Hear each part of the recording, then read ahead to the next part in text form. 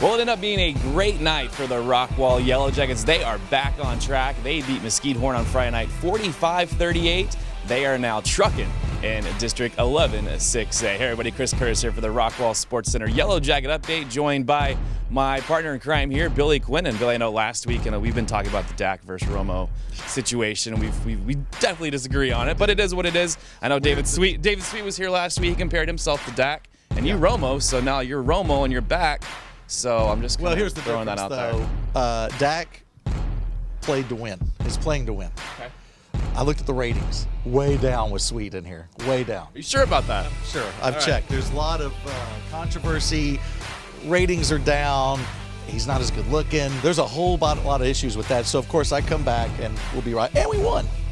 You know, so there's a lot to be said for David that. Sweet has some good mojo though. They're 1-0 with him on this realm now. So no, you both have one win on the season with Rockwall now. That I'm here after the big win because it was a part of that. You know, so put the pretty guy back on air. But of course, he was here during the bye. He won the bye. That's true. There you go. He won the off week. Yeah. But of course, we're here to talk about the Rockwall Yellow Jackets 45-38 victory over Mesquite Horn. And Billy, a very, very big win for Rockwall. They definitely needed this game to remain in the playoff picture. And now that they have won this game, they throw themselves right back up in third place. And the district is still up for grabs. Obviously, Longview won last week as well.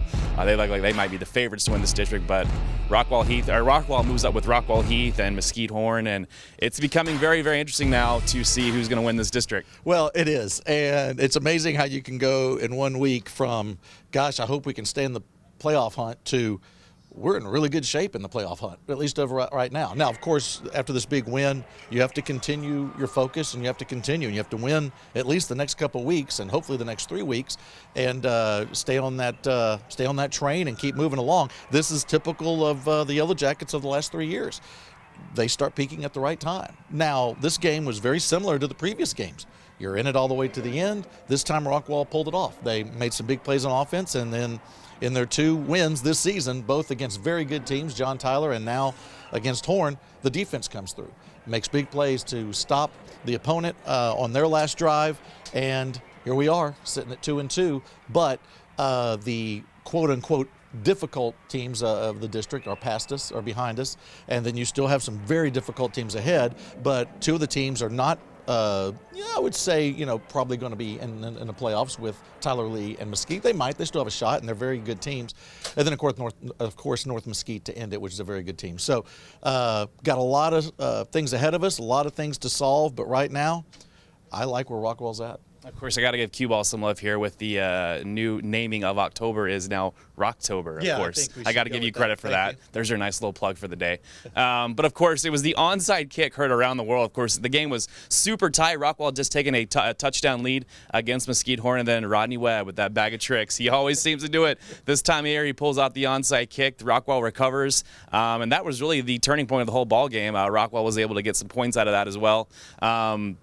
That was the ball game, and Rodney Webb always hides it. I don't know what happens, but he pulls it out of the bag. At some point this offseason, we all need to go with Rodney to Shreveport because we're going to win. He's a gambling man. He is a man, and I love it. It's fun.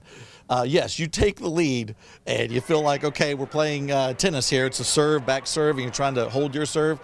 And here we go with the onside kick, and it was a beauty. Again, Landry Poppin, let's give him credit. This kid is not – we've had a number of onside kicks. The only ones we haven't recovered are the ones that we just miss. They're there every time. And although I may have to rethink that, I think maybe Cole Talley have kicked this one, so I'm not sure. I want to give both the kickers credit. And I want to give Cole Talley credit in this ball game. This kid is catching, he's kicking, and he's clocking some people when they're returning the ball on the kickoff return. So Cole had a really good game. And then a few other kids, I know you didn't want to go this direction, but I'm just going to take over here. Go right ahead. Just like Dak, I'm going to take over.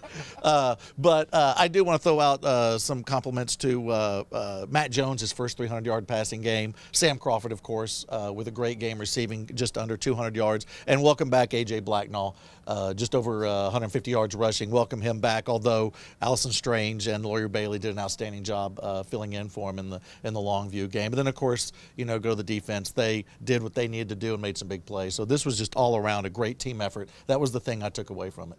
Absolutely, and you got to think Coach Webb is very, very happy with his team's 45-38 victory over the Jaguars on Friday night. Let's hear from the captain of the ship, Rodney Webb. Well, it was a great game for 4 quarters. That's really what high school football is all about. and it was an important game for both teams. And just really proud of the second half that we played. You know, almost every game this year has been tied or within 3 points at halftime, and this one was as well. I think it was a 3-point game at halftime, and we talked to our team at the half about just playing a better second half and trying to turn it up a notch, and really proud of the kids. Both sides of the ball really did make the plays that we needed to make down the stretch. And, of course, this weekend is your final trip out to East Texas for the season. It seems like you go out there every week. That's our other home stadium is out there in East Texas. Exactly. Might as well redo the turf out there. But, of course, it's Rockwall versus Tyler Lee. Tyler Lee, obviously, a new coaching staff in place this year. They're definitely turning the tables on their program, and they will be a force to be reckoned with down the road here. But right now they're sitting at 0-4 in district. It's going to still be a tough, very tough ball game for Rockwall to win. Obviously, a lot of momentum coming from this game. Everybody's high right now and feeling good about life. Got to turn it around, look at a really tough Tyler Lee team and someone that's going to be knocking at the door to try to upset you. Well, they're not out of it yet, even though at 0-4, it's a very difficult scenario. But, you know, you could maybe get in the playoffs with 3 wins. It's a possibility. It's a very minimal possibility, but they could. But this is a team that scares you, man. They always do. They're very talented. You said that they have a new coaching staff, and they do. It's, a lot of the guys from South Lake, they know how to win. And it's just the process of getting this thing going on. Tyler Lee has always been a good team. They've been in the playoffs, not been in the playoffs, all that, but they're always on the cusp. And they're extremely dangerous. Always have a good offense. They can move the ball. They always got athletic kids. And it's going to be a shootout again. It's going into East Texas again, trying to beat another good Tyler team. And you can't look past it at all. This is a really, really solid bunch. And you just have to stay focused. You just know you're going to have to score a lot of points. Jackets are pretty good at that. And just hang on and let's get out of East Texas, hopefully with another win, and get that record above 500 in district. But Rockwall has their work cut out for them. And this is the scary game, because anytime you come off an emotional win, you got to keep that focus. You got to keep that emotion. And it's very easy to lose focus, especially leaving town, going against the team that you're quote-unquote supposed to beat because of their record. But record doesn't really mean a lot here. This is a team. And you're right. Let's remember this, because in the next few years, this is going to be a team that will be a very good team in the future. Absolutely, and it's www.rockwallisd.com to listen to Billy and his crew this Friday night, 7:30 kickoff. Any final thoughts? Obviously, Rockwall sitting very nice and pretty here in district in 3rd place. A big win this Friday would be very crucial for Rockwall to really kind of leap them maybe into the playoff picture and definitely seal them as a spot in the rotation. So definitely a big game for Rockwall this Friday. Here's the wacky thing with the scenario. Now, this is all based on Rockwall goes out and takes care of business against Tyler Lee, Mesquite, and, you know, that game against North Mesquite could be a play to get in. It also could be that both teams are in and they're playing, you know, for position. But here's the wacky thing it comes down to. It looks like Longview will win the district. John Tyler's ahead of Rockwall by a game. Now, Rockwall has the tiebreaker over them. They beat them earlier this year.